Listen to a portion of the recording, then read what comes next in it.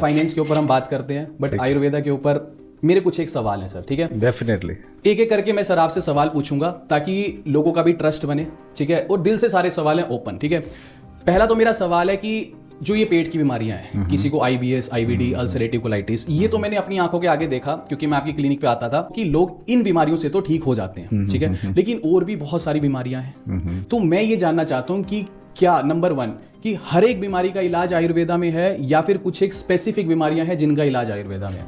First of all मैं आपका धन्यवाद करना चाहूँगा अंकित जी। आपका चैनल जो है वो फाइनेंस से रिलेटेड है, पर आपने मुझे इस चैनल पे इनवाइट किया कि मैं लोगों को ज्ञान दे सकूं आयुर्वेद का। आयुर्वेद हमारे इंडिया की जो है ना ट्रेडिशनल मेडिकल सिस्टम है, हज़ारों साल पुराना, छुपा रहा, दबा रहा। कई देशों ने हम पे राज किया, कई अटैक्स हुए हमारे कंट्री पे, कल्चर चेंज हो गया, सब चेंज हो गया। उस वजह से आयुर्वेद जो है दबा रहा, और अगर कोई साइंस जो है उसमें अगर दम ना हो तो वो दब जाती है। परंतु ये फिर उभर कर आया। कहीं ना कहीं लोगों को पता था कि ये हमारी साइंस है और इससे हम ठीक हो सकते हैं।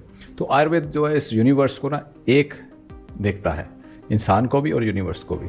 तो जो यथा पिंडे तथा ब्रह्मांडे, या यथा ब्रह्मांडे तथा पिंडे, जो ब्रह्मांड में एनर्जीज आप देखते हैं वही हमारे शरीर में। तो अगर हमारे शरीर में कोई एनर्जी का इम्बैलेंस होगा तो उसका इलाज जो है इसी दुनिया में अवेलेबल है। तो हम लोग बीमारियों के पर्टिकुलर नाम जो है ना, जो लंबे चौड़े नाम आजकल इंग्लिश में, इंग्लिश साइंस में लिखे गए हैं कि ये अल्सरेटिव कोलाइटिस है, ये इडियोपैथिक थ्रोम्बोसाइटोपेनिक परप्यूरा है, ये सार्कोइडोसिस है, ये नेफ्रोटिक सिंड्रोम है, ये ब्लड कैंसर है, या ये है, ये। उसको हमारे आयुर्वेद में डिफाइन कैसे किया गया है कि ये रक्तपित्त है, ये रक्त अतिसार है, ये संस्कृत लैंग्वेज में लिखा गया है।